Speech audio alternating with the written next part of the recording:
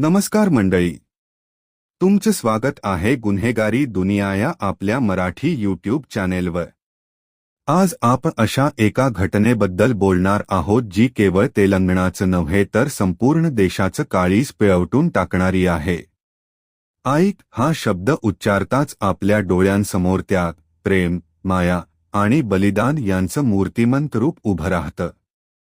पण जर हीच आई आपल्या प्रेमासाठी आपल्या लेकरांचा जीव घेते तर हे ऐकूनच अंगावर काटा येतो, नाही का?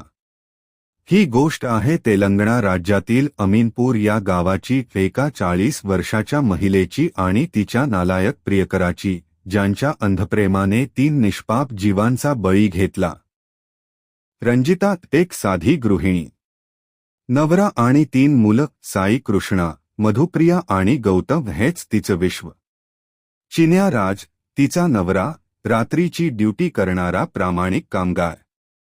ते दोघं मिळून संसार करत होते। पण रंजिताच्या मनात काहीतरी उधळलं होतं। जुनं प्रेम परत येतं। 6 महिन्यांपूर्वी शाळेचा गेट टुगेदर होता। जुन्या मित्रमैत्रिणींची भेट। तिथेच भेट झाली शिवकुमारशी, रंजिताचा शालेय क्रश। 12वीत असताना ती त्याच्यावर एकतर्फी प्रेम करत होती। पण शिवकुमारला तिच्यात काहीच रस नव्हता। पण आता दोघांचं वय वाढलं होतं, गरजा बदलल्या होत्या आणि दोघांच्या नजरा पुन्हा एकदा भिडल्या। थोड्याच दिवसात व्हॉट्सअप चॅट्स, कॉल्स आणि भेटी वाढल्या। दोघांत अफेअर सुरू झालं। रंजिता तर पूर्णपणे वेडी झाली होती। तिचं आता एक स्वप्न, शिवकुमार सोबत आयुष्य जगायचं। पण शिवकुमार म्हणाला, तुला नवरा आहे, 3 मुलं आहेत, हे शक्य नाही। आणि तिथून सुरू झाली एका आईच्या विकृत विचारांची शृंखला। भयंकर कट, प्रियकरासाठी बळी। रंजिताने मनात ठरवलं, माझ्या नव्याने आणि मुलांनीच माझं प्रेम गिळंकृत केलं आहे। हे सगळेच नष्ट झाले पाहिजे।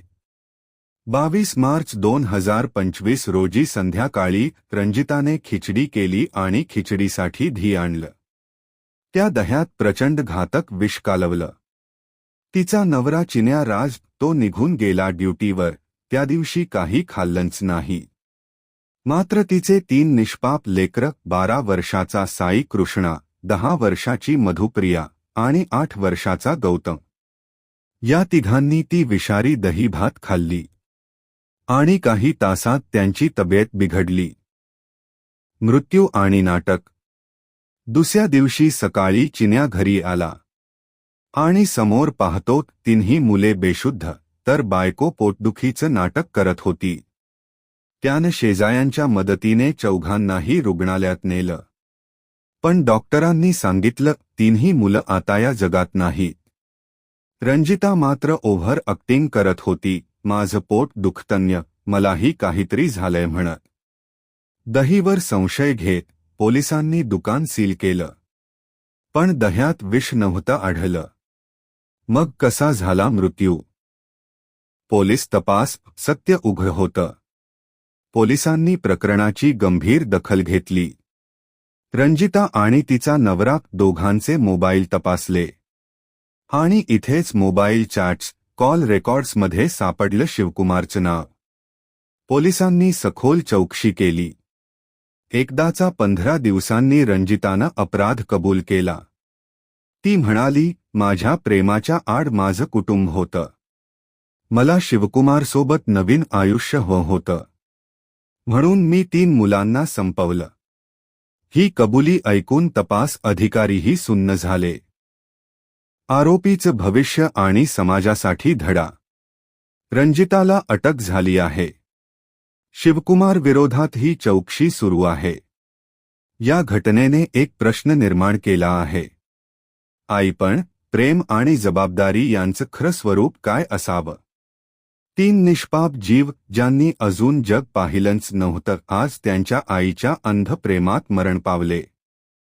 मित्रांनो, ही घटना केवळ एक गुन्हा नाही, ही मानवतेवरचा कलंक आहे। आईसारखी पवित्र ओळख काही विकृत विचारांनी इतकी गढूळ केली जाते, हे बघून मन सुन्न होतं. तुम्हाला ही घटना ऐकून काय वाटलं? कृपया कमेंट करून तुमचं मत नक्की सांगा. आणि हो, अशाच सत्य घटनांवर आधारित व्हिडिओसाठी गुन्हेगारी दुनिया चॅनेलला नक्की सबस्क्राईब करा. पुन्हा भेटू अशाच एका हादरवून टाकणाऱ्या प्रकरणासह. तोपर्यंत काळजी घ्या, सावध रहा.